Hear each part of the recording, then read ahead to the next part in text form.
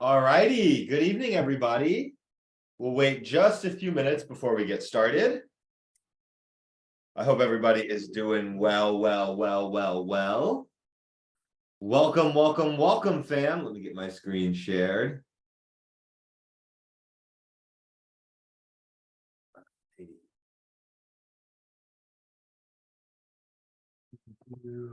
All right. We are live, baby. How's everybody doing? How have the last few days for everybody been?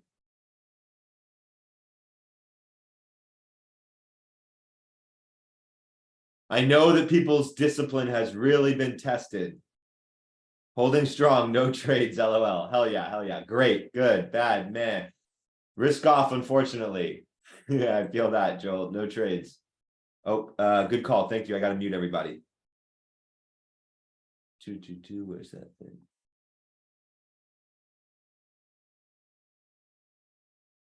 Okay, everybody should be muted and can't unmute themselves. Thank you for that. Great call. Trading, but only on simulator accounts. All right. Down 5K. Okay. I definitely was down a little bit in the beginning of the day as well. Was able to capture back from that follow-up snow trade that ended up making a very nice move. But it was definitely a tricky day. Yesterday was a very clean day. Today was definitely a tricky one. However, I have definitely seen that Mastermind 10.0 students are being very patient with their trading. I have yet to see, this is literally the first class ever, I think, where we have yet to see, or maybe people are just, they're hiding it from me. And if that's the case, no worries. Feel free to be open about it. Everybody's been there, but I haven't seen anybody speak about a full-on blow up yet. I know people have taken losses. That's part of trading, but I haven't seen anybody talk about that. And honestly, most of the time, despite our advice to not trade until lesson 5 is over at least, most of the time, people ignore that. And there's always one or two who go on some sort of tilt or have some sort of emotional thing, or they feel very, they feel very hooked by the things that they've learned in lesson 3. I saw a comment from somebody in the mastermind chat, which I thought was really intriguing. And basically what they said was, I'm guessing that most people who end up going through a blow up start trading after lesson 3 before we've done lesson 4 and 5. And I was like, that's actually probably a really good point, because you go through lesson 3 and there's usually a few different reactions. For some of you who have, whether you're brand new or not, but just some of you who don't have a ton of charting experience, it was probably information overload, right? It was a ton of information. It was very thick. It was a lot to take in one session, right? So I anticipate that there's some of you who are still trying to fully digest what we talked about in the last lesson. And I'm glad that we've had a few days in between this lesson 4. That way you've had time to rewatch, you've had time to ask questions. I don't expect you to be 100% expert in it yet by any means, but I do think that you've had time to go through this material. Right now, there's going to be another set of you who do have a little bit more experience, where the last lesson that we had was mind-blowing and eye-opening to you on a whole new level. You are all actually the group that is most susceptible and dangerous to going on a tilt, right? Because you understand charts well, and our last lesson made it even better, your understanding of charts. However, you still don't have a grasp of our entire system, right? Like we always talk about, this is part 1. Thursday night was part 1 of 3.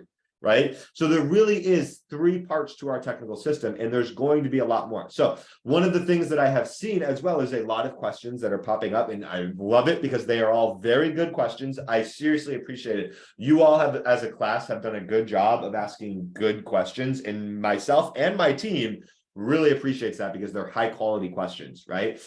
But I have a feeling that over the course of the next 2 lessons, a lot of those questions are going to be answered, as well as lesson 8, where we're going to tie a lot of the strategy together, right? So again, don't feel discouraged if you're like, Jake, the last lesson was great, but I still feel like there's so much more I have to learn. I'm like, yeah, well, that makes sense. That's exactly how you should feel, right? There are gaps in your knowledge at the moment that I hope to fill over the course of the next few lessons, as well as all of the bonus material that you'll get in 2 nights, 48 hours from now.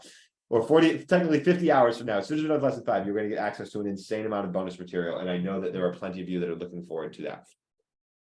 So with that being said, we are at 5:05 Pacific here, 8:05 Eastern. Let us get started. Our agenda for this evening, my friends, is rather straightforward. we're talking about levels. We're talking about levels, the most accurate level system in the world. I'm extremely excited to break it down for all of you and how we utilize it to trade, because knowing the levels is amazing. They are great. They are not God, for lack of a better term. They are not the end all be all. The levels are not like knowing the levels themselves does not make you an invincible trader. There's so much more that goes with it, and so much more of like an understanding of the levels that really goes with it. So we're going to take a deep dive on that tonight. I couldn't fall asleep till 1 a.m. last night. It has been a very long day for me. I am extremely exhausted. I chugged some coffee. I'm going to try to be my full energetic self as usual, but if I hiccup on words a few times, know that it's probably because I'm running on 5 hours of sleep, not by choice, but because I couldn't fall asleep, and I am a terrible sleeper sometimes. So that being said, I promise you all to still, again, bring the maximum energy as much, but if I trip over my words a few times, don't be surprised, right? That being said, let's get into tonight's lesson. So like I mentioned in our previous lesson, I am going to begin the course of pretty much every one of our follow-up lessons except 6 and 7 reviewing this triangle offensive system. I need to sear this into your brain. I need to sear into your brains the concept of how we approach the markets as a whole, and then our rules that guide us to understand what the hell is going on when these charts are actually making moves, right? So for us, we loved this analogy of comparing a traditional set play offense that most younger basketball coaches or basketball teams will run versus an advanced triangle offense that somebody like Phil Jackson, along with Michael Jordan and Kobe Bryant, would run, right? And for us, we prefer and opt towards that more advanced system, right? Where it seems more advanced and it has elements that are more advanced, but really it's because they capitalize on the most simple things, right? Rather than being predictive or forcing something on the market, rather than coming down and saying, hey, when the VWAP bounces, I'm going long, or when the EMA crosses, I'm going long, or when we break over supply, I'm going long, or whatever the case may be. Rather than doing that, we look at what the defense or the market is giving us and we react, right? We assess the situation and we react. Right now, another part of the triangle system, that a triangle offensive system for technical analysis, that I love is that it has a defensive system built in. And we are going to talk about this over the course of the next several lessons and sort of identify, hey, when are good opportunities there and presenting themselves, and when are the days that we need to be risk off in the markets, right? And our system has a defensive system built into that, right? So in order for this triangle offensive system to work, we as technical traders have to set a clear, definitive station and explainable, definitive is the right word, definitive rules that we follow, right? Now we went through these rules in depth during our last lesson, but again, I would like to spend a couple of minutes here just searing this stuff into your brain and clearing up any confusion that might be out there with it, right? So again, we have 5 primary rules that we are always paying attention to as technical traders. First, the markets are always either trending or ranging, right? There is no in between. It's either a trend or a range. And one of the ways that we talked about this in depth in our previous lesson was the market essentially is a series of bull flags and bear flags, right? It's a trend, then a range, then a trend, then a range, then a range again, then a shift of trend, then a new trend, then a new range, right? Like the reality, that's really what the market is it's a series of bull and bear flags. Why? Because the market is always either trending or ranging. There is no in between, right? Now, another very important rule that we talked about last night, and that I'm just going to keep saying last night. I'm done correcting myself to last Thursday. That's the sleepy brain kicking in, right? But another one of the things that we talked about in our previous lesson, and that we're going to dive into deep as well on Thursday night, is this like idea and concept and rule that we have that the break of a previous candle high or low should get continuation in either direction. Right. And now our rule following up that one is very specific in this order, right? Where we say when what should happen doesn't, we take that information as a clue. We can start to then figure out pieces of this puzzle based on these rules, right? So the break of a previous candle high or low should get continuation in either direction. When what should happen does not, we take that information as a clue. Right now, our next rule that we are going to do a very thorough deep dive on in our next lesson is that candle analysis is applicable on all time frames, right? Does not matter whether you're watching a 1-minute chart, a 5-minute chart, a 10-minute chart, an hourly chart, and a monthly chart. Doesn't matter.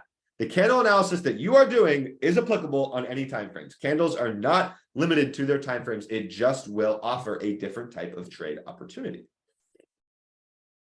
Next, the rule that we are going to explore deep in this lesson is that markets move from level to level.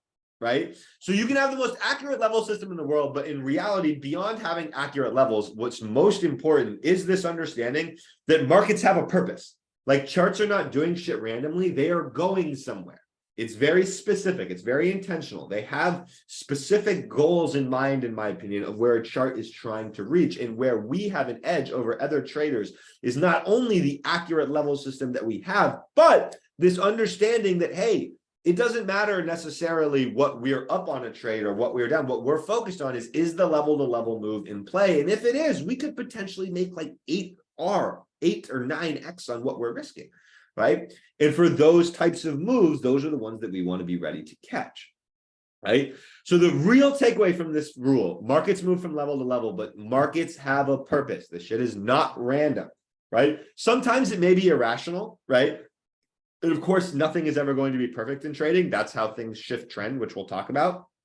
But they have a purpose, right? When they make certain moves, they are going certain places. It is not making a move just to move up a little bit and then come back down most of the time, right? Like there is a move, an intentional move being made in each one of these charts, right? So one of the other things that we talked about in our previous lesson was trend analysis, right? So we did a deep dive on both candle analysis and trend analysis. And we talked about how for trend analysis, almost all of our trades are based off of trend analysis, right? We believe that market structure is the only indicator that you need, right? The market itself is a series of higher highs, higher lows, and lower highs, right? From there, we did a deep dive on candle analysis, identifying buy and sell setups, right? In our next lesson, we're going to go even deeper on candle analysis and talk about failure patterns, aka failure to go higher, failure to go lower, failed buy setups, failed sell setups, and how those are actually what changes trend. Right? However, what we want to do is take our trend analysis and combine it with candle analysis, because then we can find an opportunity on the chart where we have a solid thesis, as well as candle analysis to give us very defined risk reward using our buy and sell setups. Essentially, if we can identify potential higher highs, higher lows, lower highs, then we can use specific candle patterns to find ideal entries on these stocks, right? So the other thing that we talked about in our previous lesson was having these 3 pillars of our strategy, right? First, we have candle analysis, and that will mainly compose of finding a buy or a sell setup or a failure pattern, right? Next, we have trend analysis. We talked about this a lot last night, and we're going to talk about even more in Thursday's lesson, where we identify higher highs, higher lows, lower highs. However, the portion that we haven't talked about yet is multi-time frame analysis and how trends are different on different time frames, and how most people who teach you this. I literally read a Twitter thread on it yesterday where someone was like, my biggest key is multi-time frame analysis. And I was like, oh, this should be good. Let me read it. First sentence, you do what's called top-down analysis. And I was like, damn it. Another person who teaches, again, there's nothing like, it's one of those things with like the break and retest where I don't have a fundamental flaw with top-down analysis, because like I get what you're going for with like longer time frames being more important, yada, yada. Like I get it. Right. But at the same time, it lacks and totally leaves out so many parts of multi-time frame analysis, which in my opinion is the most important of all of the lessons that we are going to have regarding our technical strategy. Right. There's a reason. So just for a little bit of a preview of the bonus lessons that on Thursday night, you all are going to receive access to, there's like 8 miscellaneous bonus lessons. There's about 7, or no, I believe it'll be 8 now. There is 8. Or no, you will have 7 of them, I believe. Yeah, because Mastermind 1 and 2 weren't great. They were good, but I think 3 through 9 was way better. You are going to have access to all previous classes, Mastermind lesson 5, right? That's a very intentional thing, because in each one of those lessons, we're going to cover a different example that offers different things. Multi-time frame analysis is the most in-depth subject that we're going to talk about. You could talk about it for forever. So I believe the most effective way for us to communicate about it is do a very thick lesson on it, and then have that example lesson be something completely different from all former classes. That way, all former classes get a new lesson. You get all of theirs. It's this symbiotic thing that works, and you can have a very thorough breakdown. So I'm super excited about that. I will just give a little preview on this on that during this lesson, because it always gets me excited, because you are going to have a ton of lessons. And seriously, my expectation is that you watch every single one of them, because every single multi-time frame analysis lesson will teach you something different. Like I learn something new every time I teach it myself, right? So it truly is a subject that needs to be hammered in over and over and over again. So that's why I say before, it's like part of our like 18-hour series, is because you truly do have like 18 hours of material on multi-time frame analysis to study, right? So that leads us to our third pillar of our strategy, perhaps the one that is most popular amongst people before they get to the multi-time frame analysis, the one that everyone is most excited about. I am well aware this is the most hands down excited lesson that people are most excited for sure, which is levels, right? This is the most accurate level system in the world, originally created by, I believe, either Eric Marcus, I always get it confused, or Eric's mentor himself, Robert Shapiro, who created this hourly level system, and it is the most accurate thing in the world. I have deviated from it a little bit, made a little variations to kind of make it my own. However, it's definitely structured from his originally, and it is the most accurate level system in the world. So I know that everyone has been waiting for this particular lesson so they can figure out exactly how to draw the levels, right? And I'm extremely excited to break it all down for you. This is one thing that will never, ever, ever be found on YouTube, ever. And I actually had to yell at Eric about that too, because one time he was posting charts where you could really easily tell where they were coming from. And I was like, dude, you stop it. There's a stops, right? That was just funny. But our last bit of review here that I want to cover with you all is buy and sell setups, right? So first, we use buy and sell setups as primarily our method of entry, right? So if we take us back to this slide right here, one of the things we talked about was how we have trend analysis, which is where we identify market structure in a series of higher highs, higher lows, all that to identify potential opportunities. Then we use candle analysis for our actual entries, right? So for us, candle analysis really translates to buy and sell setups, right? So as review, in case anybody is unclear, I'm hopeful that as I run through this review, the general consensus in the chat is that I understand what Jake just told me, right? So first, buy and sell setups are most applicable during with trend plays, right? So during an uptrend, what we do is wait for a pullback to establish support. And how we identify that it's established support is a bar takes out the previous bar's high, right? So in this particular example here, it is right there when we break above this bar's high that we trigger this buy setup. This leaves us with two particular candles we are paying attention to: our signal bar and our entry bar, right? So again, we don't actually know that the signal bar is there until the entry bar has triggered it, right? Any one of these individual candles could have been a signal bar, but none of them were triggered until we had a confirmed entry bar, right? So for us on buy setups, what we do is we go and take an entry above the signal bar's high, and we place our stop loss below the signal bar's low, right? Now, I definitely don't expect everybody to be 100% experts on buy setups yet. And one of my favorite comments that I read in the Mastermind Questions channel over the course of the last day or two was somebody mentioned, they literally said, this is a good quote, not all buy setups are worth taking, right? And they're not sure if you remember that I mentioned this in lesson 3, right? But yes, that's 100% right. Not all buy setups are worth taking. Why? Because there's going to be hundreds of them. Like, this is the way charts move. There's going to be so many buy setups on any individual given day, and sell setups, especially on smaller time frames, right? That in and of itself is not a sufficient strategy. That's why I wrote a paragraph essentially saying, yo, don't slam every buy and sell setup that you see tomorrow, because you're going to take losses, right? That is one pillar of our strategy. It goes hand in hand with the other pillars that we have, right? But my question for you all is that this basic understanding that something that is in an uptrend gets a pullback and then triggers a buy setup on the break of a previous candle's high, right? Having the entry bar, having the signal bar. Well, I don't expect you to be 100% experts yet, right? Is this making sense to everybody? Just let me get like 20, 30, 40 yeses in the chat. Is this making conceptually sense to everybody?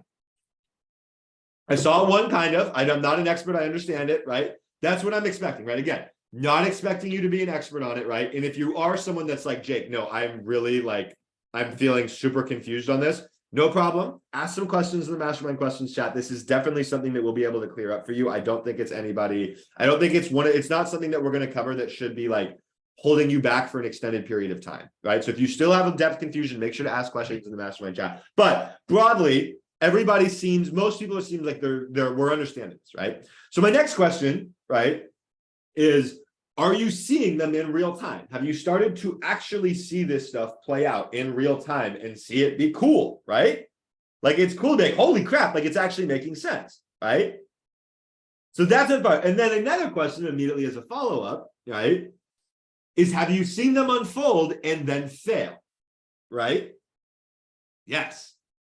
right? Of course. So there's these two sides of it. It's going to work. It's going to fail. So we're going to do a deep dive in Thursday night's lesson on how the failures of these buy and sell setups actually make sense, right? Charts have to move up. They have to move down. And it's actually failed buy and sell setups that can lead us to more information from that chart, right? But my main thing that I'm happy to take away from me asking those questions is that it seems like conceptually we're understanding buy and sell setups, right? There's still, of course, going to be some mastering of that, which after one lesson and 3 days of screen time, no, I do not expect you to be a master of it, right? I don't think that would be a reasonable expectation of anyone, but it's clicking and it's making sense. And that's what matters to me, right?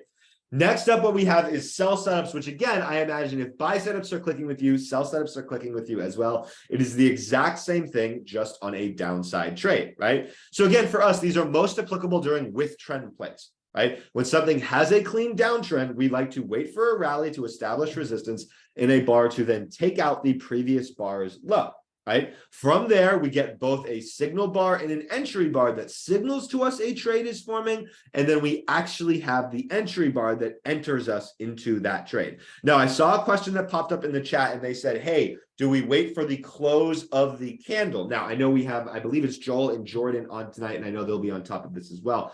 However, we do not wait for the close of our entry bar, right? So in this example here, the candle is kind of hard to see. It's that red doji in the middle, right? However, when we break that candle's low, we do not wait for the next candle to close before entering. Why? We already waited, right? We waited for this bar to close. That signal bar gives us the entry and the stop loss, right? So we do not need to wait for our entry bar to close in order for us to be triggered into that position, right?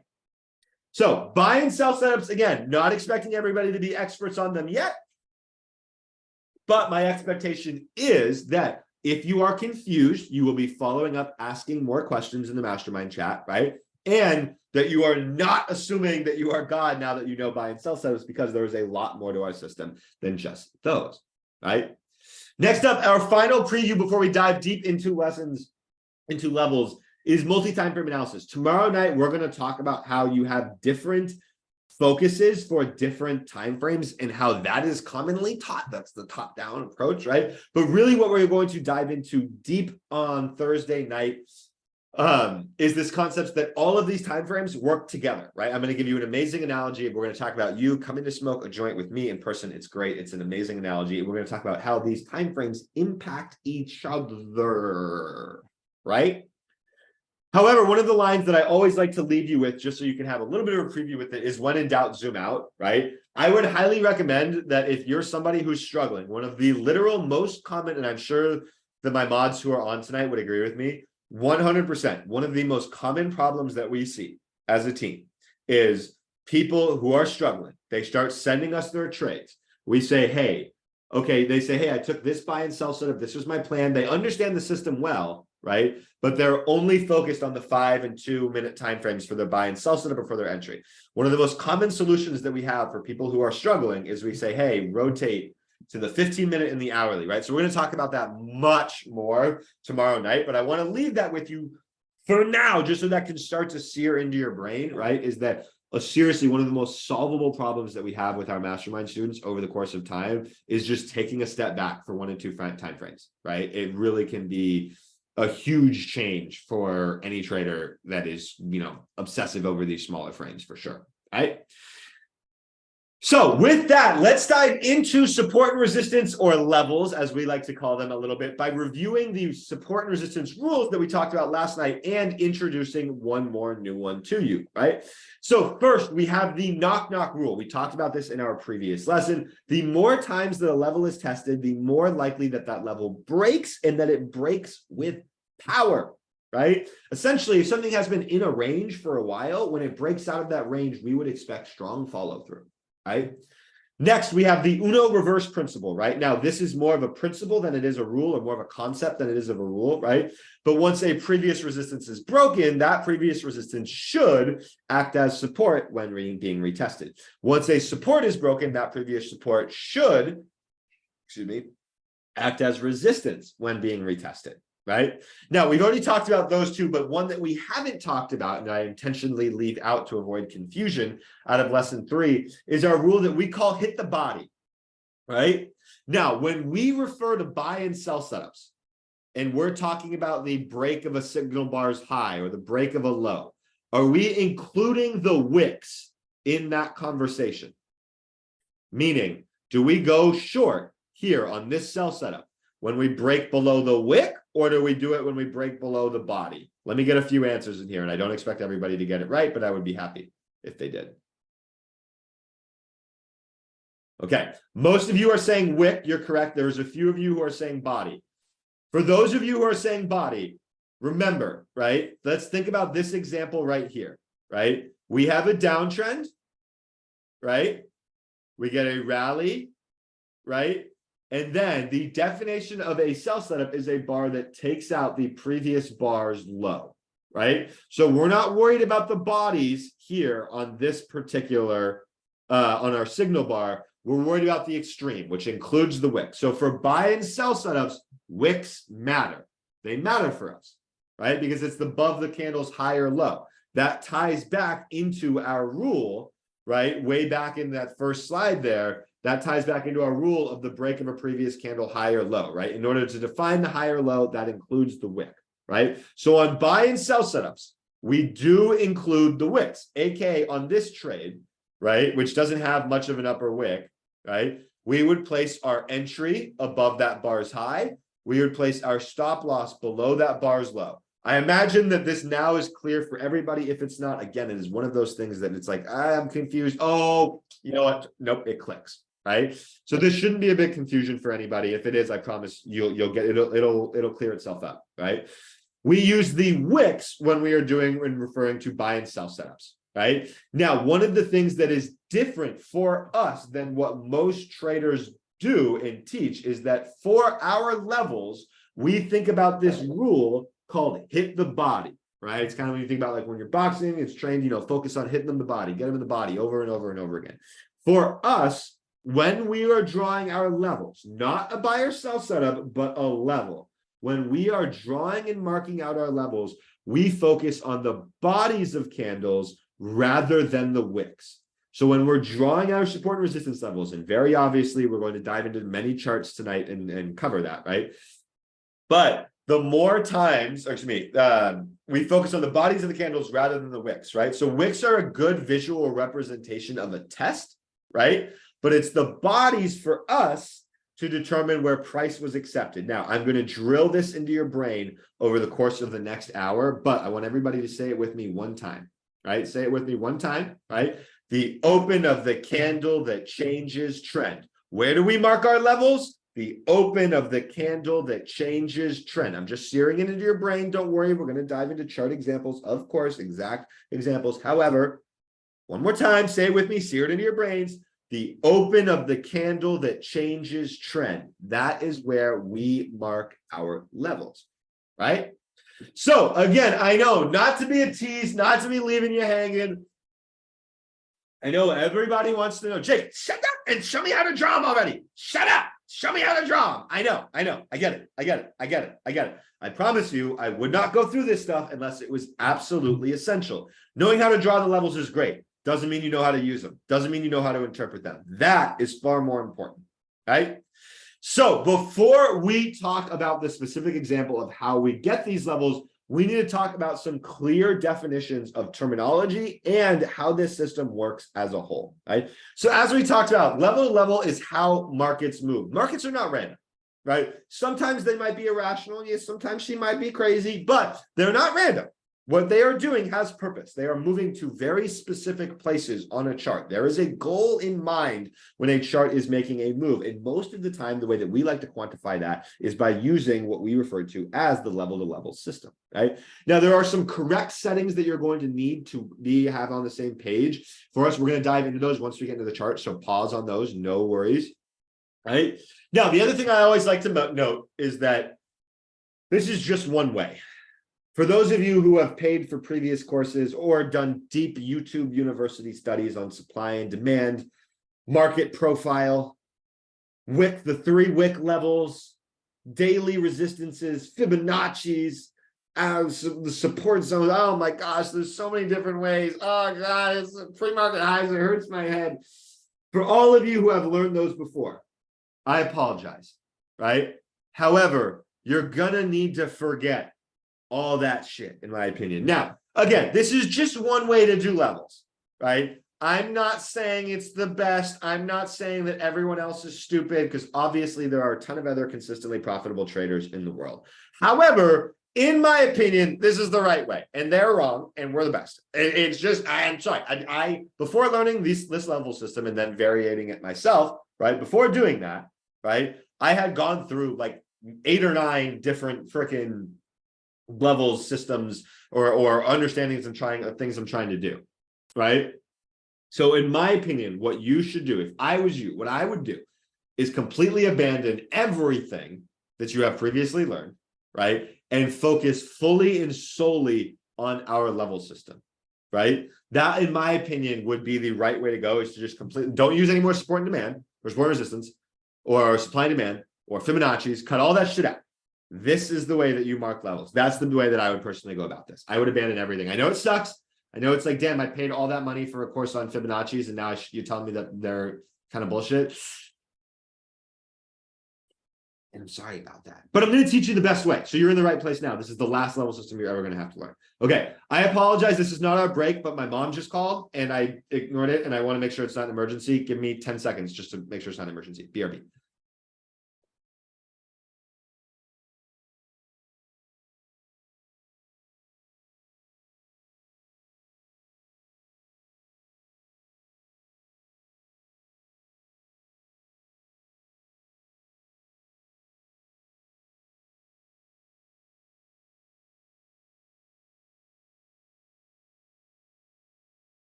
Okay, no emergency. Whew. We're good. So the next thing that I want to cover before we dive into the charts a little bit is understanding some terminology to make sure that we are all on the same page, right? So first piece of terminology is the word bar. I would hope by now that everybody is on the same page that the word bar is the same thing as candle, right? So we have bar, then candle. Next up, we have the word acceptance, right? Now, you're going to hear us use the word acceptance in a variety of different ways, but there's one primary way, which for me is like general price confirmation, right? We look for acceptance above or beneath a level, aka a trend developed above or beneath a level. Candle closes above or beneath a level, right? There's not one size, it's not a specific thing. There's a kind of a box that fits into confirmation in terms of acceptance, right? However, one thing that we will talk about once we dive into the charts is how we use bodies rather than wicks, and where that term acceptance comes into play for that, right? Next up, we have this word confirmation, right? So for us, whenever you hear the term confirmation, I'm looking for confirmation over XXY. I'm looking for confirmation under YYZ, right? Basically, what we are looking for is hourly candle closes. For us, hourly candle closes above or below a level is our sense of confirmation, right? And that's going to play a big role in determining what levels are important to us in the immediate and in the near future, right? Next is wicks. How do we use them, right? Again, we talked about how we are not going to use wicks to actually draw our levels. What we are going to do is use wicks to act as a visual representation of a test, right? AKA a wick for us is going to represent where an area on that hourly chart tested, but we didn't actually accept in there, right? It's just a rejection or in whatever way, shape, or form through a wick. So for us, a visual representation of a level test, and we'll talk about that more once we dive into the charts. Next up is this word pivot, right? For us, and we'll show an example of this on the chart. For us, a pivot is a change in direction, right? It's essentially another word for a level, right? And again, we'll dive into the specific example of that on a chart. Next is level, right? The term level you are going to hear us talk about, of course, all the time. And the way that I best like to describe levels is not as support, it's not as resistance, but it's as a reference point, right? When something comes to test the level, whether it's testing it from above, from beneath, whatever the case may be, when something is testing a level, we don't know what's going to happen? Can we make assumptions based on other things that we know about that chart and based on our rules in our triangle offensive system? Yes, we can make assumptions. However, we don't know shit. I don't know shit about fuck, Marty, right? For us, levels are reference points that we are watching for reactions, right? So it's very important to understand that reactions are not universal, right? Reactions are not universal. You do not necessarily expect all levels to react the same, nor just will they. Sometimes you might expect a really strong bounce at a level, and it might just straight up fail, right? So for us, beyond this understanding of where do we find the levels, one of the most important things to talk about is, okay, what are these various reactions that we are going to have to learn to deal with, right? So for me, I think it's very important that we define what is like a strong reaction versus a weak reaction versus, anything like that, and actually give some concrete definitions to this, right? So let me change this.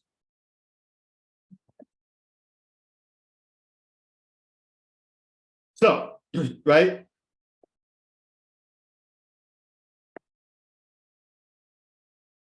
Here we have this green line, right? This is going to act as a level for us, right? So let's imagine that something has a trend above.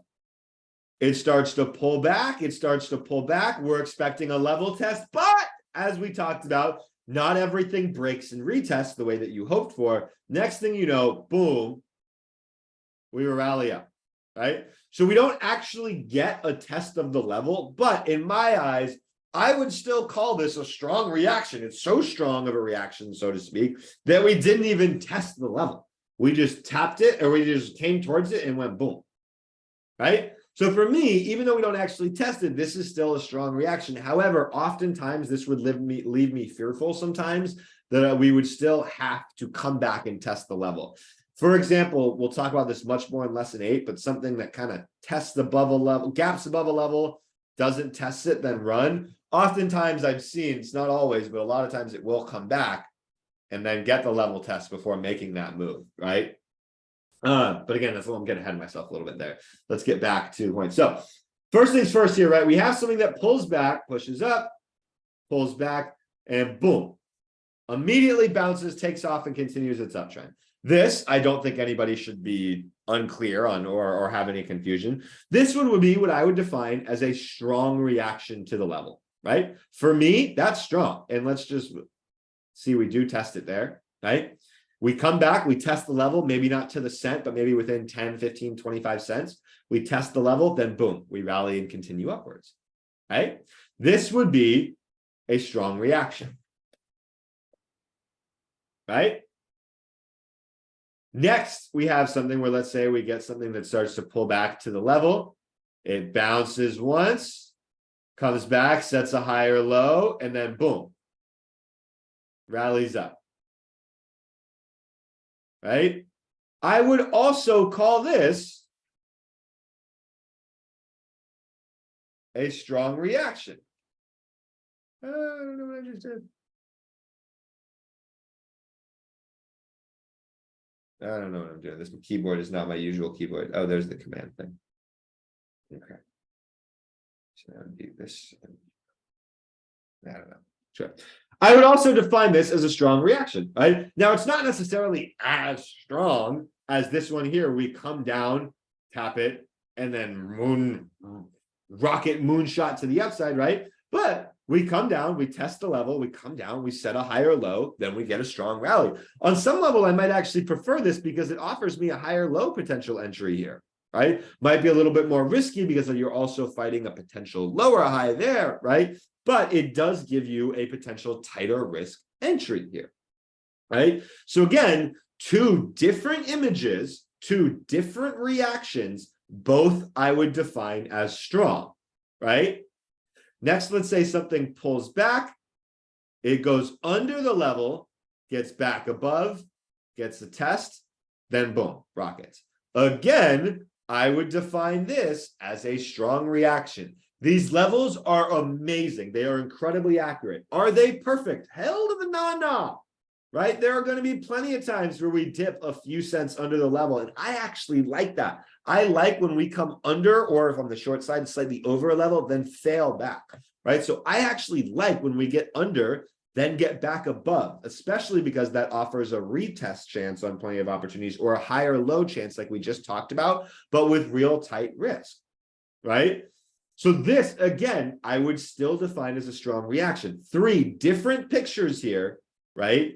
All being ultimately defined as strong reaction, right? From there, let's say something sells down, it bounces once, comes back, bounces twice, and rallies. Again, different picture, strong reaction. All right, I'm going to move this one over here for now so we have a little bit more space and wiggle room to work with. All of these definitive to me as strong reactions, right? Now, if you see something kind of pull back and bounce at the level, then bounce at the level, then maybe spike under and get back above and then kind of go sideways. While we're holding the level, this to me is no longer a strong reaction. All of a sudden, this is, in my opinion, what I would probably call more of a weaker reaction, right? Why? Because when we pulled back, we are using this level as a reference point, right? Just like we talked about here on this slide, we are using these levels as a reference point, looking to judge their reactions. So if we're using this level as a reference point, trying to judge its reaction, this reaction is that it's not really making any upward progress, right? It's kind of consolidating and going sideways. It looks like it's more almost setting like a big flag on somewhere, right? So for us, this is not something that we would necessarily define as a strong reaction, right? This for me, I don't know if I would call this super weak, although this one is pretty dragged out. This is pretty weak, right? It's had several chances to set higher lows or double bottoms, and it continues to struggle to ultimately get up higher, right?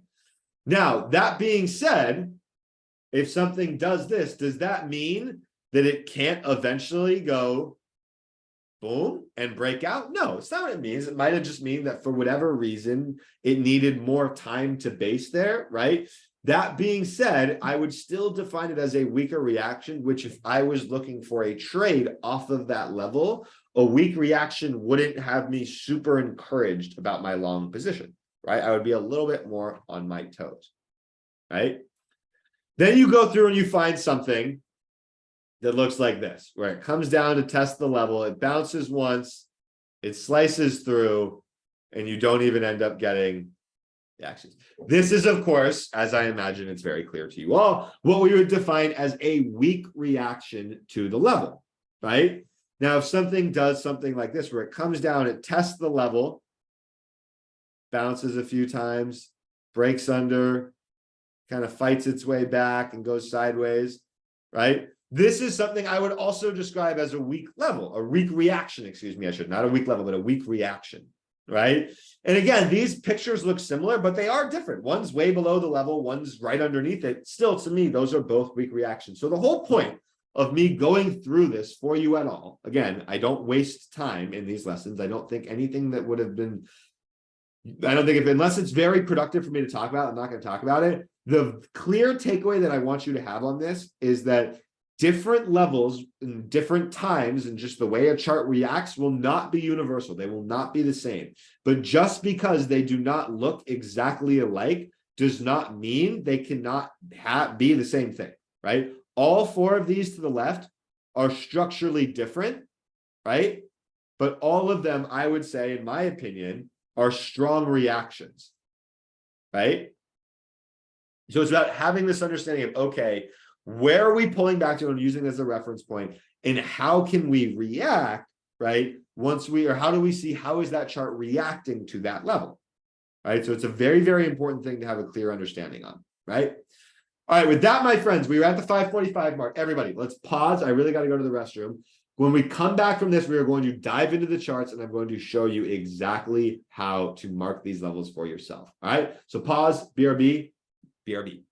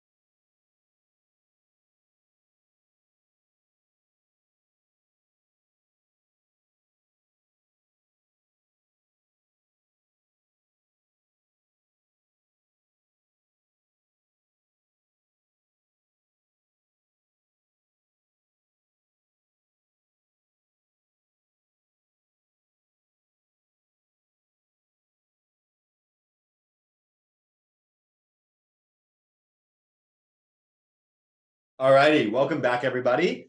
All right, drum roll, please. Whatever,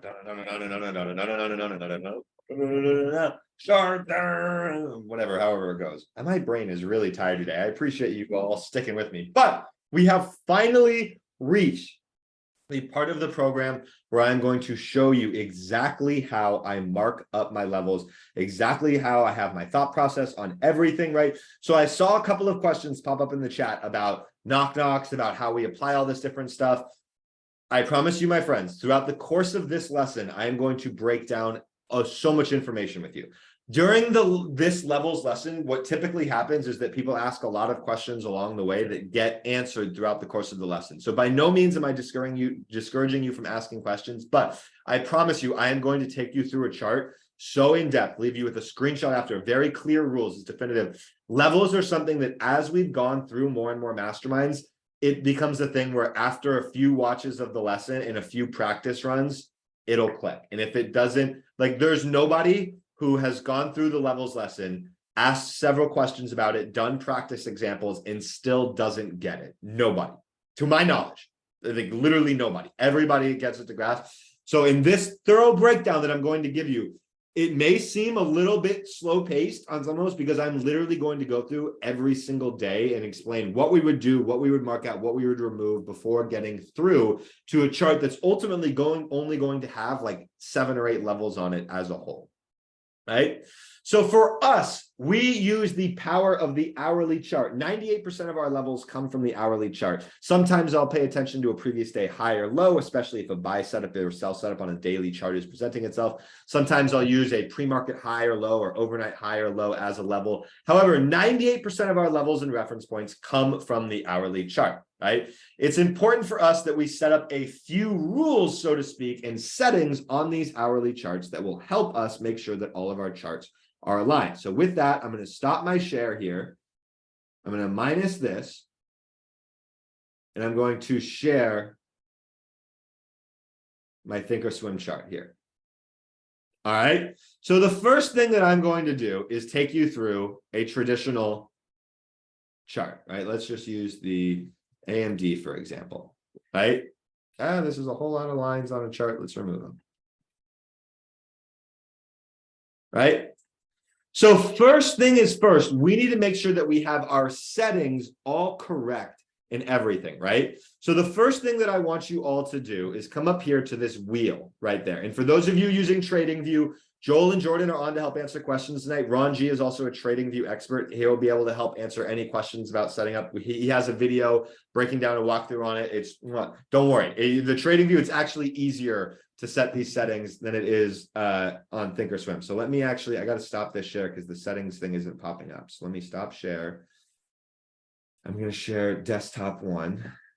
Okay, so now when I click this settings wheel right here, you all should see this settings, chart settings pop up, right? So the very first thing that we are going to do is we are going to go over to equities, right? We're going to go over to equities and we are going to deselect show extended trading hours, right? In addition to that, we are going to make sure that start aggregation at market open is selected, right? So I'm going to take a screenshot of this right now.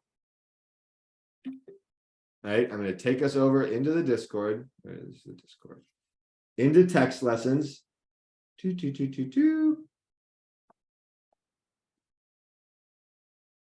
now we're going to take a screenshot. Drag.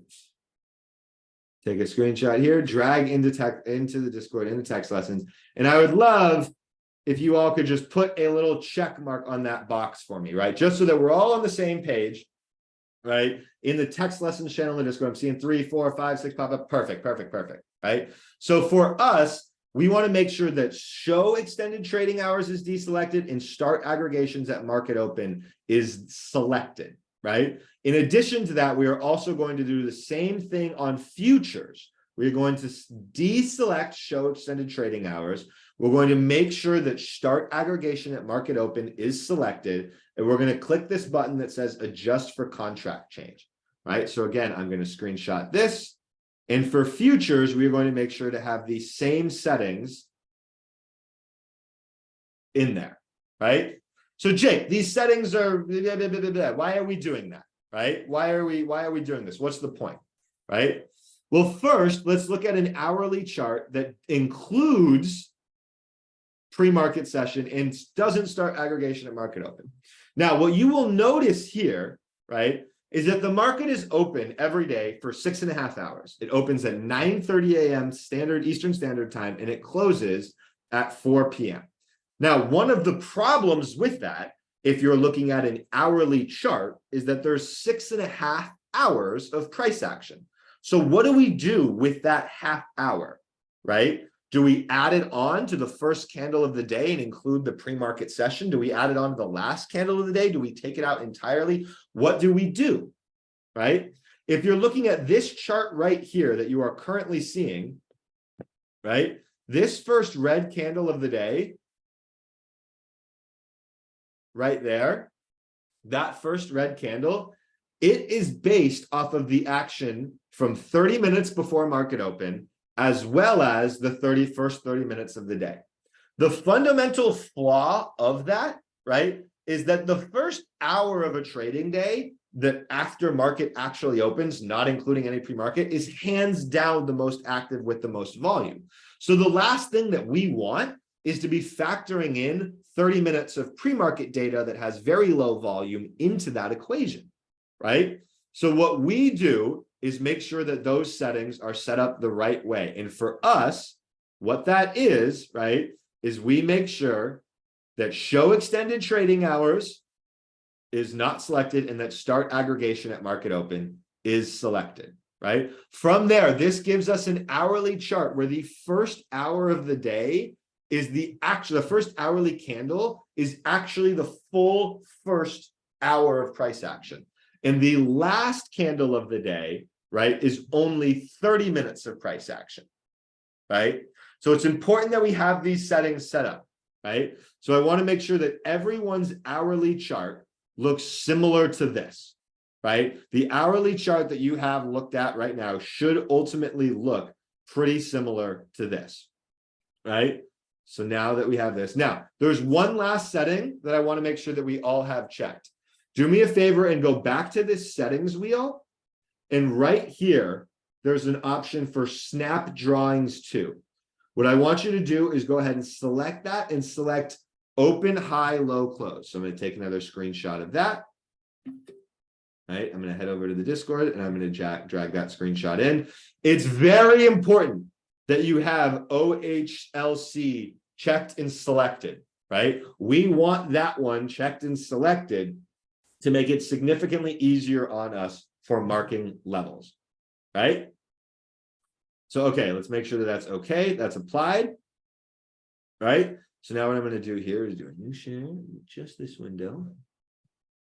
Let me get this thing out of the way. All right, All right. So now, my friends, let's actually dive in and talk about, Jake, how do we mark up these incredibly accurate levels that you have mentioned, right? So first, let's just take a look from here over just for our points, right? There are 3 definitive rules that we have when it comes to marking out levels and how we find them, right? So the very first thing that we look for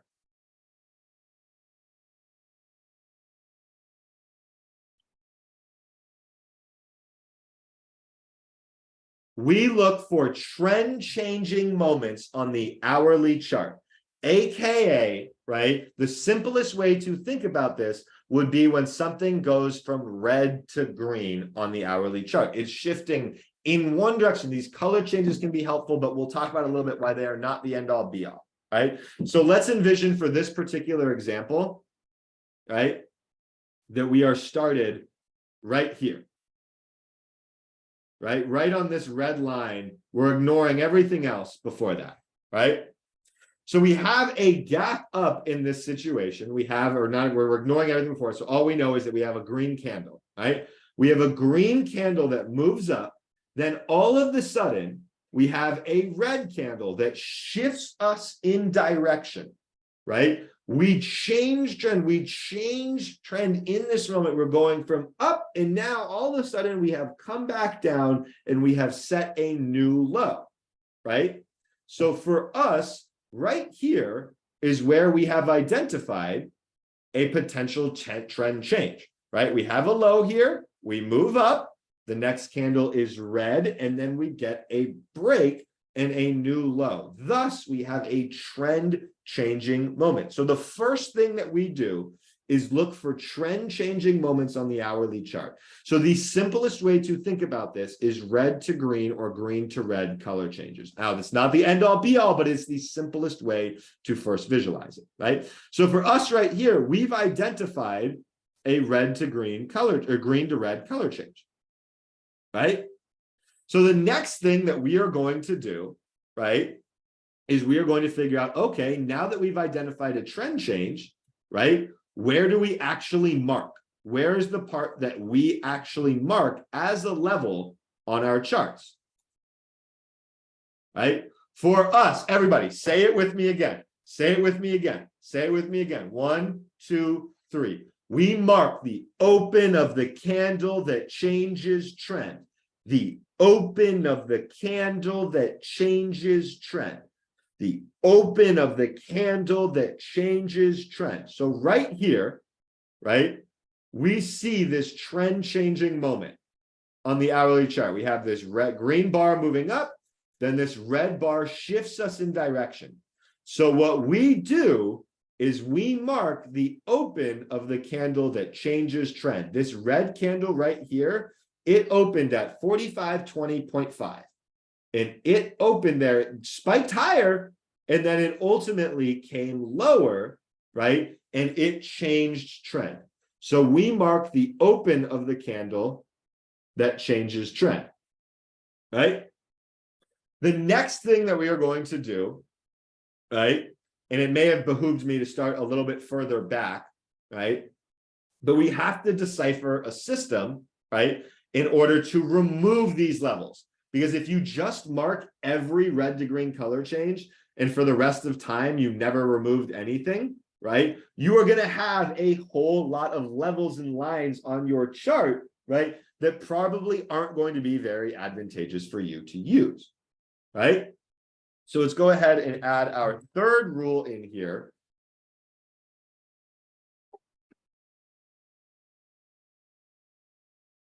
Right, oops. I hate copying and pasting on this computer, on this keyboard.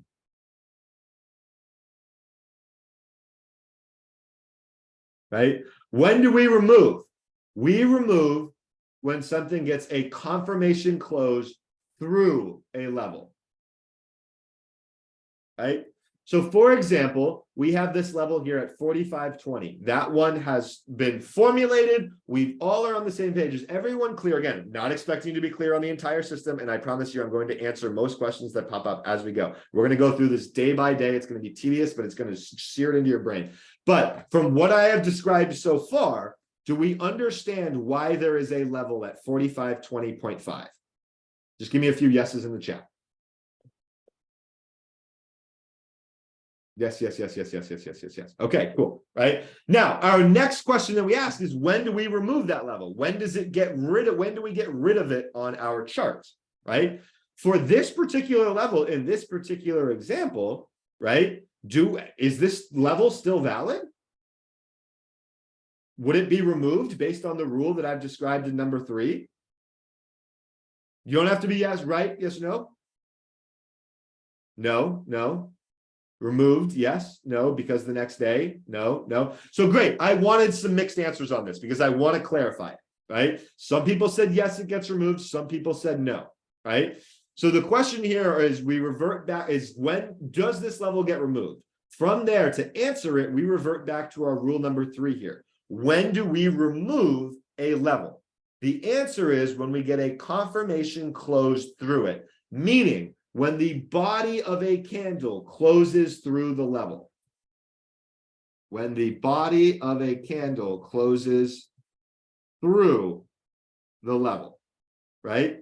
So here in this example here, right, we have a gap over the level. It comes back. It doesn't actually retest it. It becomes very close, but it doesn't test it, right? But now that we've added this note that in order to remove, we need a candle close through it, the body of a candle to close through it. Does this level remain active on our chart? Yes or no? Does it remain active? 4520.5. Yes, yes, yes. It remains active until we get a body close through it, right? So these are our rules on how we mark up levels, my friends. We're going to talk about more specific nuances of them. However, what we do is we look for trend changing moments on the hourly chart. The simplest way to think about this is green to red or red to green color changes on individual hourly bars. It's not the end all be all, but it's the simplest way to visualize it, right? From there, once we've identified the candle that changes trend, we mark the open of that candle. Say it with me, the open of the candle that changes trend, right? From there, the only part of the equation left is figuring out when do we get rid of this level.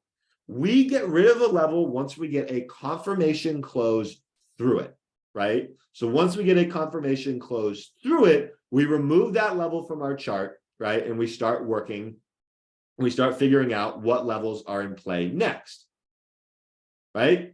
So now what we're going to do, my friends, and again, I know it may seem tedious, but I do this so that there is zero confusion, right? I want zero confusion on, and again, it's not going to be zero confusion. There's still going to be some people who need a few examples and all that. We have homework for you on this lesson. We're going to give you spoiler charts. Don't worry. I promise you, this is something that everybody eventually gets. It's just a matter of how many times studying it before it clicks. All right. So let me make this a little bit smaller here. Move this up here. So what we're going to do now is we're going to start after this red line.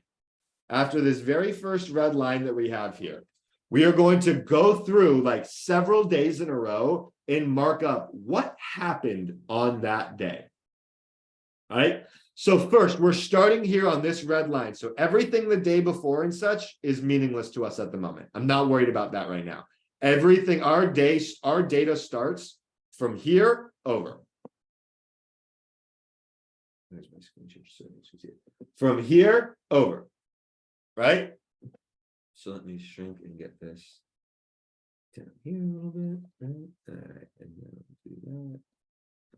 So from here, starting at day one, right? We have no levels because we have no previous data. We're assuming this is just a brand new company, whatever the case may be, right?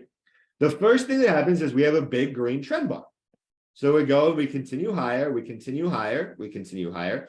Then we get a red bar here that pauses.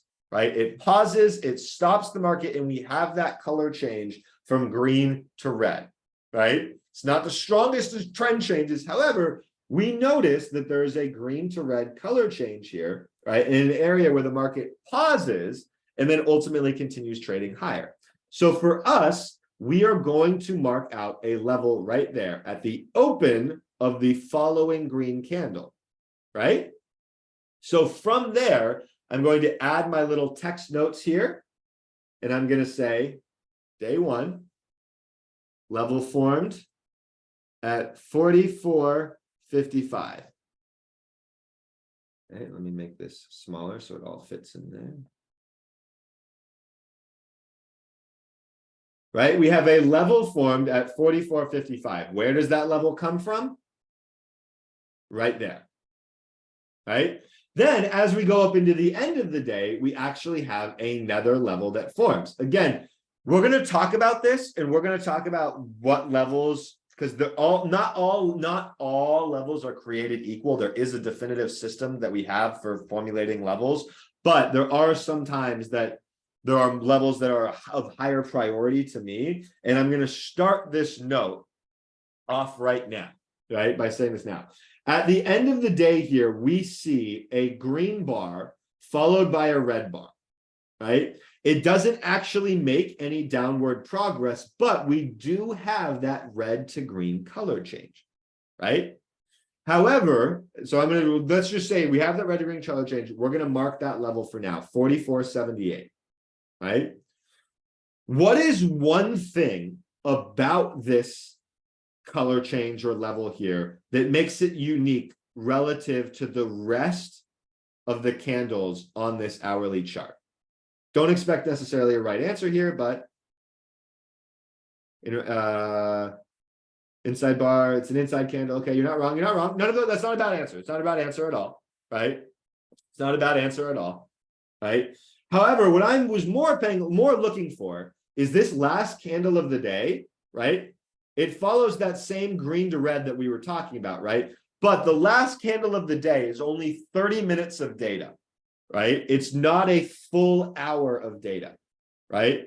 So for me personally, when there are levels that are close to each other, or when there are levels that are close by, and I'm trying to figure out which one is more important, there's this precedent that I'd like to put in place, right? When levels are close by and deciding which is more important, right? Intraday levels greater than end of day levels. The intraday levels to me are the strongest and most important ones to pay attention to, right? So of the two levels, do we understand how 44.55, where we get that color change there, is an intraday level that we are good with? Then here we get an end of day level at 44.78 as well, right?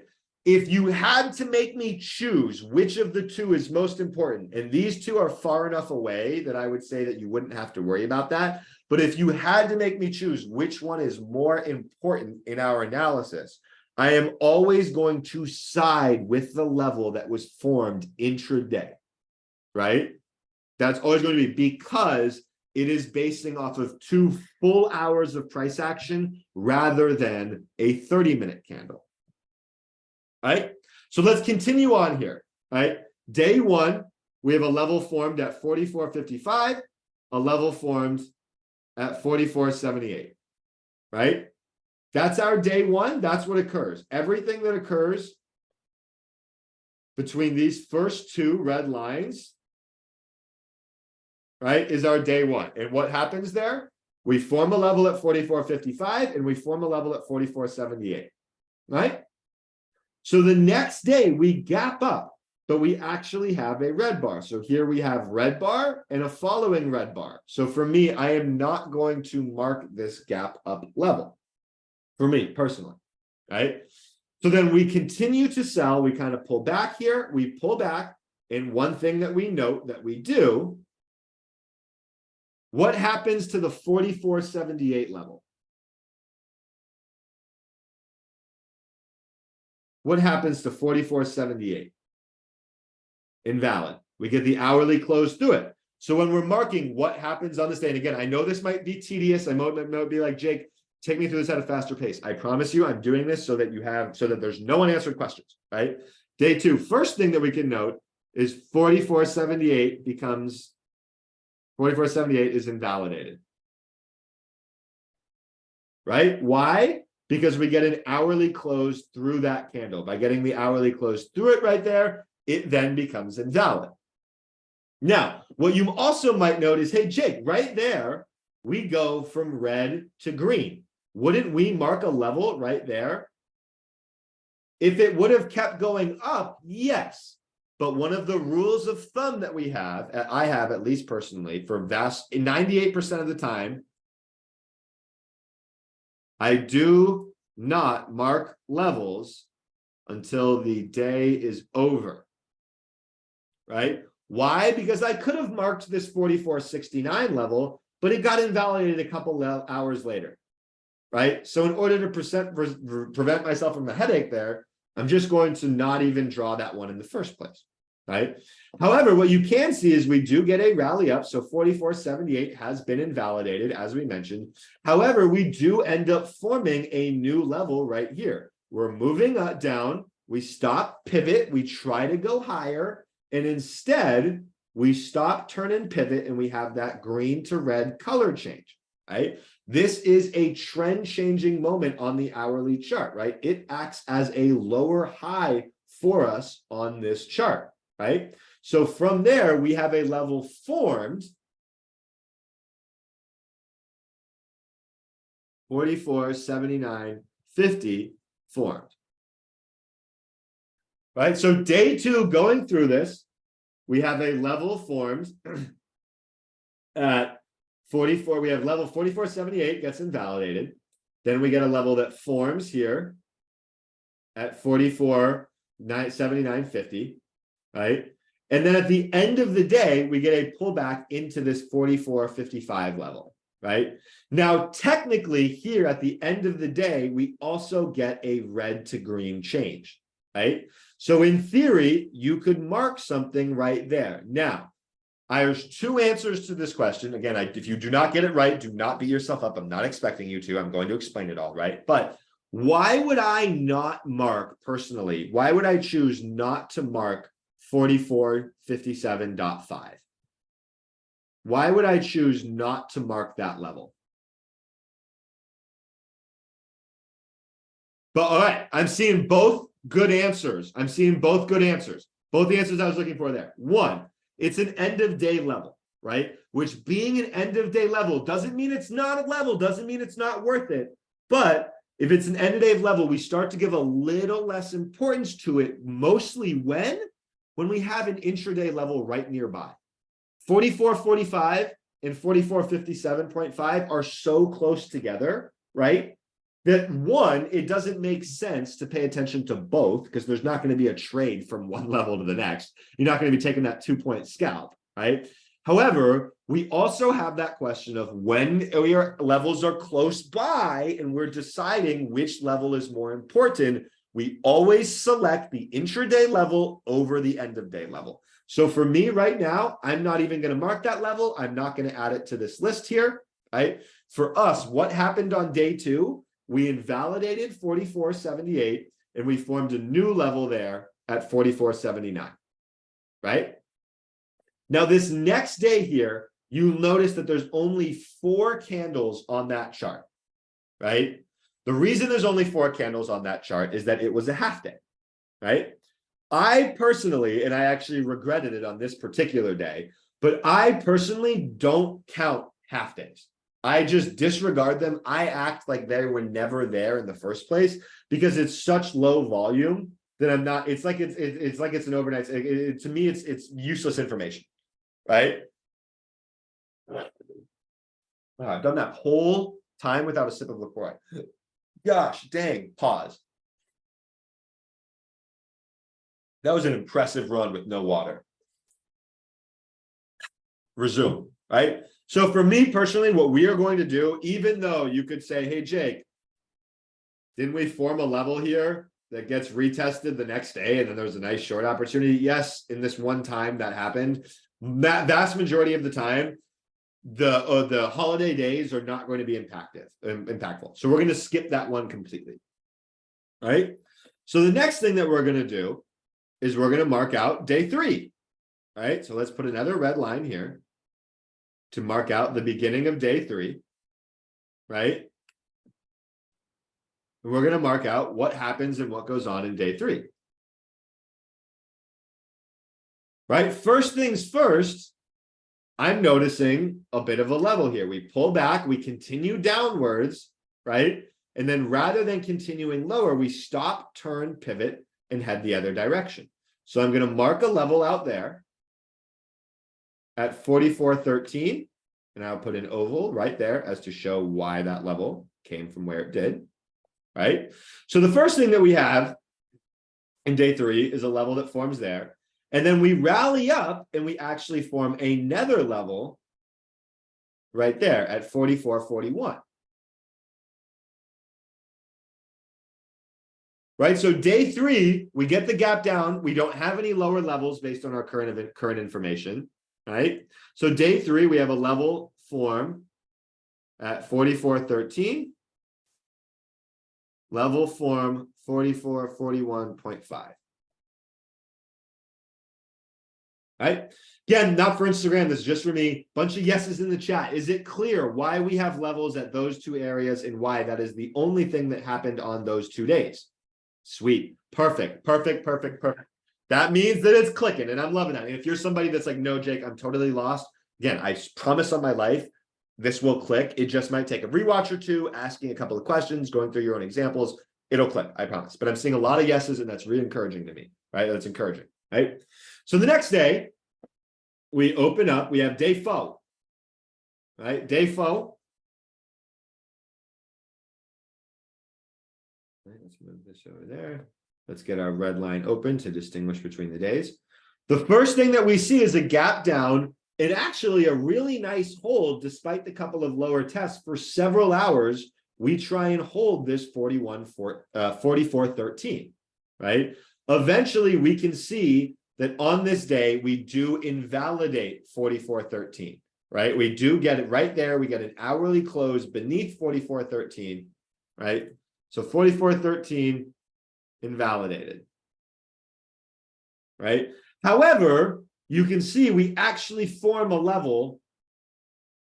I don't want the red line right now. We actually form a level right after.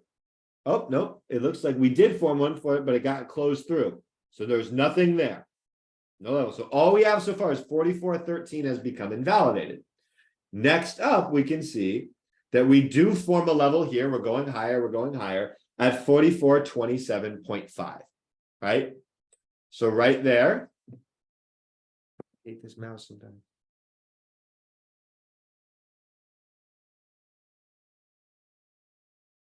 Right there, we form a level.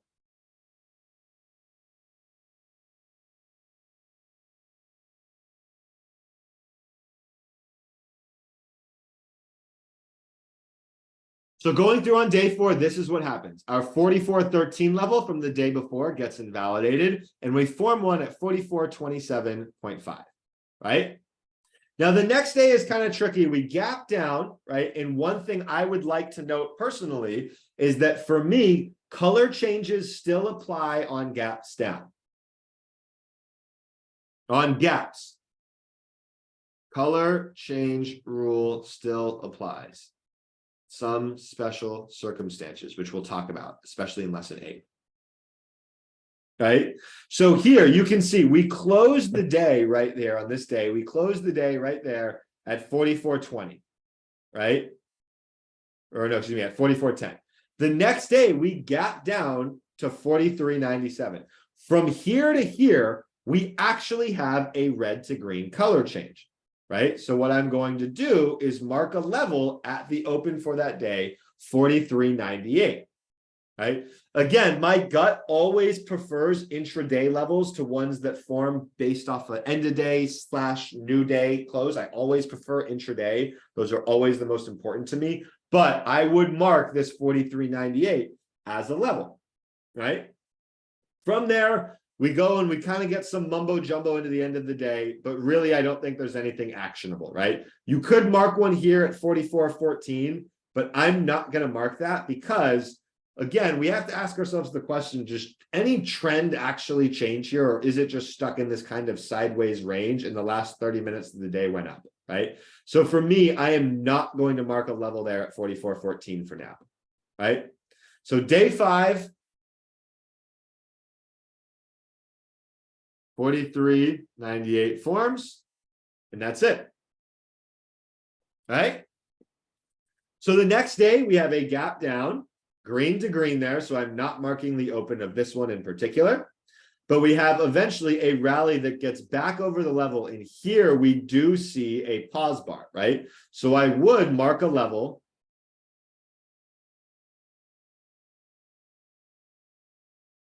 right there, right?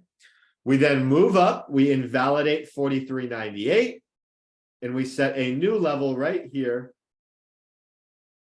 at 43.02. Right? At the end of the day, it looks like we actually do get a candle close through this 43.88. Again, it's tight, but we do close through it. So that one as well is going to actually end up being removed. All right? So next day, continuing on, I'm no longer going to be marking day by day what we're doing. I think that we've grasped that. And now I'm just going to start to move us at a little bit of a quicker pace here, right? Again, if you're unclear on any of this, it's going to all be answered by the end. And it's also a rewatch will solve all of your questions. I promise, right? So next up, we open the day with a green bar, following up that red one, but ultimately we can see we're not going to mark it. It's through in a second. But we have a green bar that then goes red and sets a new low. So we're going to mark a level right there. That's actually the high, not the open. So let's make sure it's the open. All right. We sell off, we get some levels that look like they're going to form, but this close at the day leaves us with no valid levels to end the day, right? No valid new ones from down here. Next day opens up, we have a small gap up, and we do have an end of day to new day red to green color change, and I would mark this as a level personally, right, at 43.97. Now, again, I would always favor an intraday one to that 43.97, but especially considering we don't have much beneath there, I am going to mark this out for sure.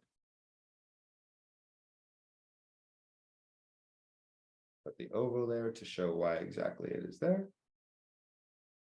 My mouse is very slow right now. So from there, we can start to move through this at a bit of a quicker pace. We get a strong move up. We get a candle close through 43.96. So that gets removed. We get a candle close through 43.05. So that gets removed.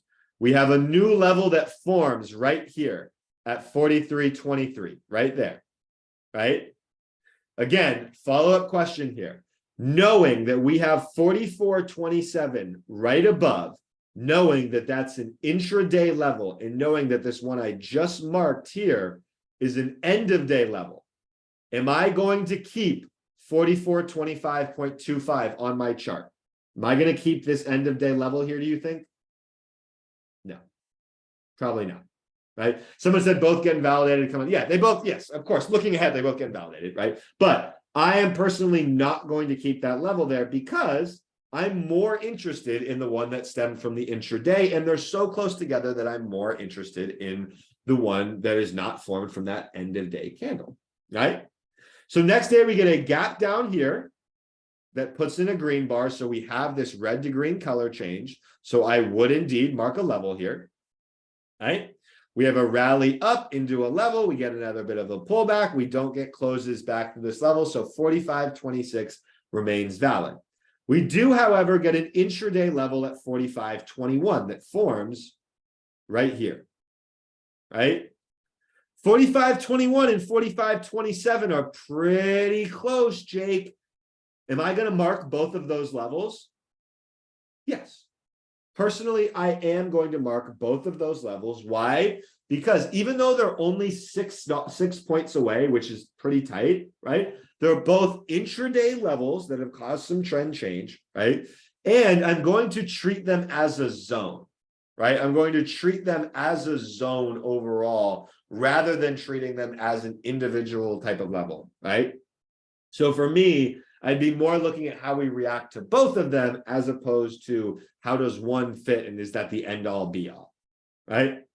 So the next day, continuing on, both of those levels end up getting invalidated as we get a move up. We set a level right here on this end of day pullback at 44.26.75. The next day we gap up. We get a bit of a pullback here. We get a close through. We finally invalidate this 44.79 from all the way back in the day here. We end up forming a new level on this pullback at 44.81, right? And a new end level here at 44.95, right? We continue on. We get a level right there. 44.82s. I wouldn't mark that because it's so close to 44.81. And then continuing on here, we end up getting another day. This is another half day, so feel free to ignore that, right? We then get this gap down here that invalidates this 44.81. And we form a new level here, 44.79, right? So again, there's also a level at 44.89, right? They're about 10 points away, right? Even though 10 points is a decent sized range, right? Based on the way this chart is constructed, if we break over 44.79, I think we're getting above the next level too, right? Because this is the higher low or potential higher low that ended up failing and leading to a larger trend change, right? So before we continue on too much, what I want to do right here is I'm going to take a screenshot and I'm going to post it in the text lessons tab, right? And what this screenshot will be is essentially us walking through those first 5 days together, right? And what this screenshot should help you do is look back on an individual given day and say, okay, what happened and why? And if you're having some confusion going forward, right? In addition to being able to, of course, ask us questions, being able to look back at that screenshot will provide you with a whole lot of the answers, right? So let's just continue on here. Right? Again, I'm not going to keep this 44.89, or you can. I will keep that one for now, actually. All right. So the next day we gap down. We end up erasing 44.41. We end up erasing 44.26. We do form a new level here, 44.22s. Right. Next day we get a rally. We form a level here, 44.75s. We do have a zone there now is how I would treat these two, both strong intraday levels, right? I would treat those two as a zone. We sell off here, we sell off here, we sell off. We come right towards the level, but we don't exactly trade it, but we come close enough to it. Although one day I fear we might come back for that level, right? Oh, from here, excuse me, 44.55 was invalidated, right? We get a pullback and we have this one level form intraday right here at 44.32s. The next day we gap up, we form an intraday level here, as well as an intraday level here. These two are both intraday, but they're so close that I'm probably just going to pay attention to this 44.50s one. I think that's probably the one that's more, although they're both so close. If you ask me, Jake, I kept both of them on there. Do you have a problem with that? I'd say no. If you told me, Jake, I kept the top one on there. Do you have a problem with that? I'd say no. You told me, Jake, I kept the bottom one on there. Do you have a problem with that? I'd say no. Right. So I wouldn't have a problem with any of these. And the safest thing would probably just be to keep them both on. I just wouldn't look for a trade between those two. Right. So then we have a rally up into these levels. We end up getting a gap above for this zone here and a gap above this zone here. So all of these levels are still in play, right? We have quite a bit of kerfuffle here in between this area, right? So the market moves up. We form this level at 45.20, right? We also form an intraday support one here at 45.01. Again, this is starting to get a little bit crowded in here though, right? With quite a bit of levels. Next day here, we see a trend change right there, then a continued move up.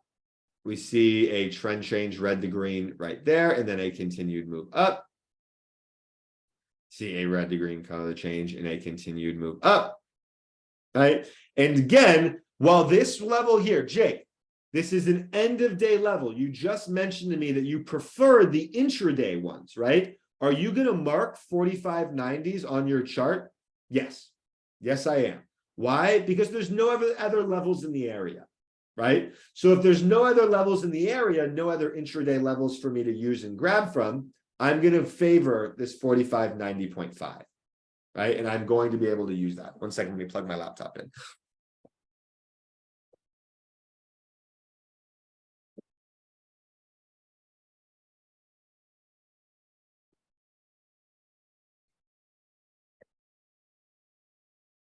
All right? So with that, my friends, you now have your levels marked out on the S&P 500, right? Now, I'm going to be honest with you. The amount of levels that are on this chart might not seem like a lot to you, but it's a lot to me. This is far more levels than I typically have popping up on my chart. For example, having 3 in between this zone here, I think is a lot of levels, right? However, we walked through them all. They are still valid. And for sake of not wanting to confuse anybody, these are all still valid levels on the ES at the moment, right? Unless I just totally fumbled one, right? Yeah, it looks like we have another one right there. Yeah, again, still technically valid. This one, I'm actually not going to mark. This 45.15. For me, the not getting a new low there, no trend change, I'm not going to mark that one, especially given that we have two so close together for it, right? So this is how I would have my levels marked out on my ES chart at the moment, right? So next, what we are going to do is I'm going to drop this into 2.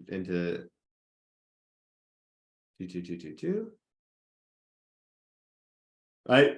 Next, I want to take you through an AMD chart really quickly, and we're going to mark out levels the way that I would do it in case AMD, because people always ask me, Jake, how far back do you go for levels? The answer is as far back as you need, right? I am not the type of person that goes through and marks out levels for a chart several days in advance. We're going to talk about this much more in lesson 8 when we wrap up how exactly we run through all of the things that you've learned. But the way that I mark out levels and the way that I do it is I do it like on a daily basis, right? So each morning I'm going to reset my chart most of the time and apply new levels on there. And I'm just going to draw the ones that are relevant to me that day, right? Like, yeah, AMD has support down here at 93.57. That's a super valid level and probably a very key level that will probably come into play in the future, right? On a deeper AMD pullback. Do I care about that at all tomorrow?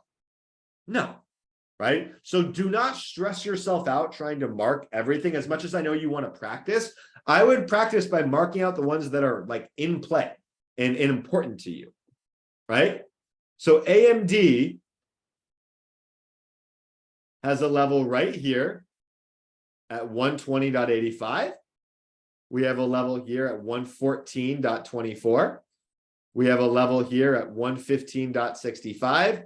And then we have these couple of end of day little pause bars, right? And for me, you can't, I can't really go wrong with whatever one you choose. I don't think you need to have both marked, right? But again, if you were putting a gun to my head and saying, Jake, what's your favorite trade setup on AMD? Are you going to be looking for longs over 118.64, or is the 120.85 more important to you? The 120.85 is more important to me because that is a intraday level, right? But if I was marking out a plan to try and trade AMD tomorrow, this is what I would mark. And I probably wouldn't mark anything more than this, except if I needed a target, for example, on this trade, right? I would come back and mark up here, right? We'd probably have room 127 at 127.45. That's really where I would be aiming for, that color change and that trend change up here, right? Which it does have a lot of room if it can do this, right? Between one level to the next, right? But this is what I would mark out. And I would say that this is what is in play for AMD tomorrow, right? So we go through another name here, a name that I haven't traded in forever, but let's look at JD, right? Okay, JD is a name that's potentially in play tomorrow. We have a level right here on this intraday trend change. We have a level right there that acts as a lower high once this gap down. Technically, we have a level right here because we have green there and then a red gap, right? And then we have a level up here, right? We also technically have one down here at 33.29. So you're asking me, Jake, and actually right there as well. Boom, boom, boom. Right? So you asked me, Jake, how are you going to mark out JD if you're interested in trading it tomorrow? This is what I'm going to mark out. I do not care about going back in time to mark out every level on a chart. I just care about marking the ones that are important to me, right? And that are relevant to me on that trading day. You could also have one right there on this red to green color change. The reason I didn't is because we ended up moving down from this 37.89, not moving up from this 37.46, right? So of the two levels that are only 40 cents away, I would favor the one that got continuation in that direction, right? So with that, my friends, you now know the most accurate level system in the world. Do I expect you to have this down pat, down 100% clean, fully understood, no mistakes ever, no questions? No, absolutely freaking not.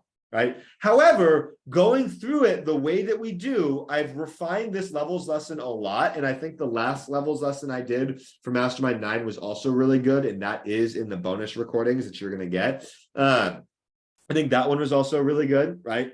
But I've really drilled this down to how we can break it down. And there's usually not a whole lot of ton of confusion outside of the first few questions that people ask on levels, right? Now, a few things that I would like to note, right? When you are asking for checks on your levels, first, we just did a very long 1:40 lesson. I'm personally exhausted. I know my team is tired too. I know you all are super eager. We have a system in place. Please don't expect us to respond to check everybody's levels tonight. We have a system that we're going to have you do tonight so that you can check your own. But going forward, absolutely, if you have a question about are my levels right, of course, we are going to answer them. It's just 9:30 on the East Coast right now. And I'm exhausted we don't have many other West Coasters, right? But when you ask your questions about a levels, there is a right way to do it and a wrong way to do it. And it will impact the decision or the answer that you get on your question. So let's look. If you send us this chart on the ES, right? Let me type here.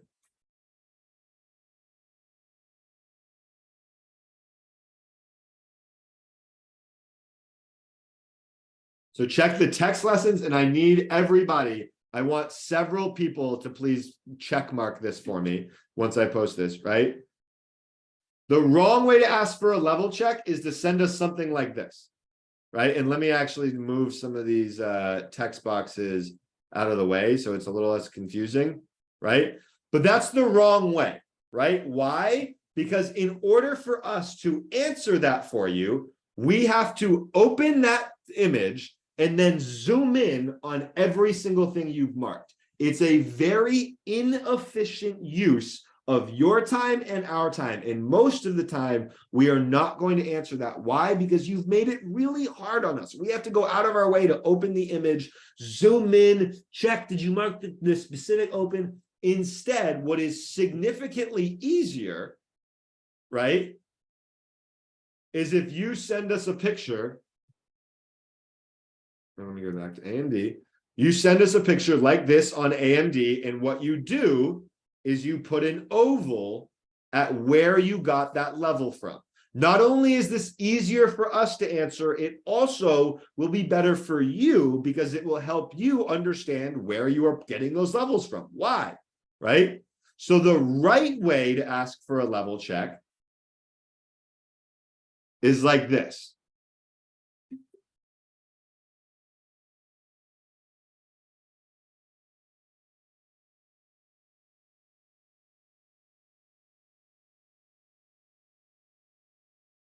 Same exact wording. Could you check my levels?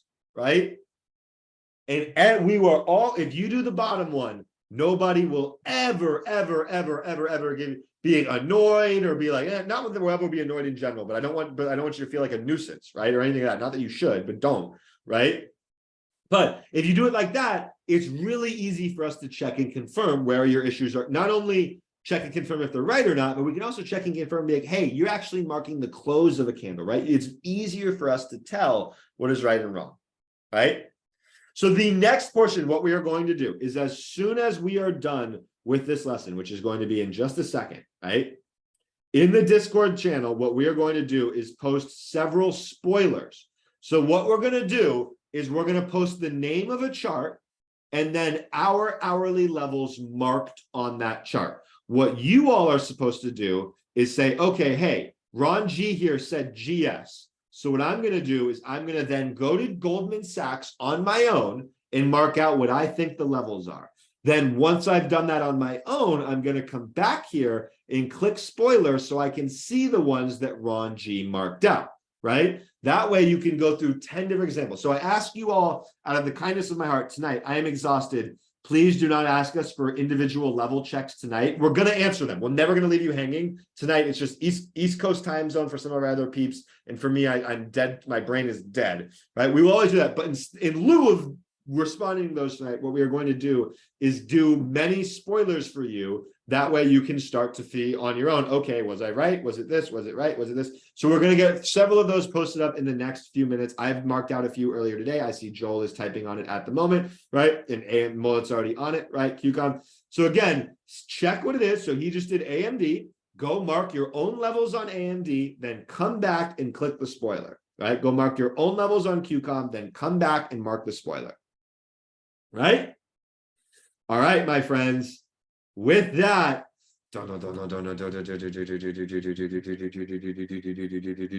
I see two popular questions that two questions that just popped up, and I want to answer them right now. First of all, will there be more info on how to execute these levels? My friends, as mentioned several times, this is part one of a 3-part series. You now have 2 parts. We still have another part, right?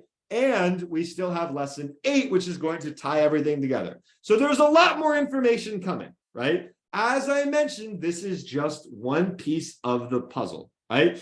Next up, how far back do we go? I answered that question throughout the course of the presentation. What I said was you go as far back as you need, and most of the time you only use what you need, right? On that immediate day, right? So whatever is, go back and rewatch this because we literally do that. We cover this with JD. I say, here's the ones that could come into play. So here's how far back I go. There is no need to go super far back if those are not tradable.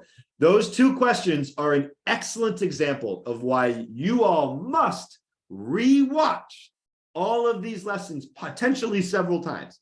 Both of those, and there's no harm and foul in asking them. I totally get it. I would ask too if I had the question, but I'm just proving the point that those were both questions that were answered throughout the course of the presentation, which means if you missed them, I get it. It's just a whole lot of information at once. It means you should do a rewatch, right? Every single one of these, I am of the expectation that you are all going to rewatch all of these, right? So with that being said, my friends, that is all I have for you all today, right? I love you all so much. I didn't mean anything bad. I love you all. Oh, it's a good point. I meant for the spoilers. How far back do you go? Connor, I get you. I see what you're saying. You're right. I know I'm wrong. You're right. I love you all. Just take my thing. I love you all so much. I hope this lesson was life-changing for you. I promise you the accuracy that you will see over the course of the next few days with these levels will be crazy. Oh my God, are we doing the LFGs? I didn't think we were going. Oh my gosh. Oh my God. All right, let's do it. If we're going to do it, we got to really do it though. Send it something. I love you all so much. We just learned the levels, the most accurate levels in the world. The energy is nonstop. I'm running on 5 hours of sleep in an hour, 45-minute thick lesson. I love you all. There's plenty of homework and I cannot wait to see you all master this accurate levels system. I love you all so much. Yes, this recording will be posted tonight, and starting tomorrow, any level checks that you have, we will of course answer. I know most of you won't listen. We'll probably have a few tonight and we'll answer them, but I'm going to bed. I love you all so much. I will get this recording posted tonight, of course. I love you.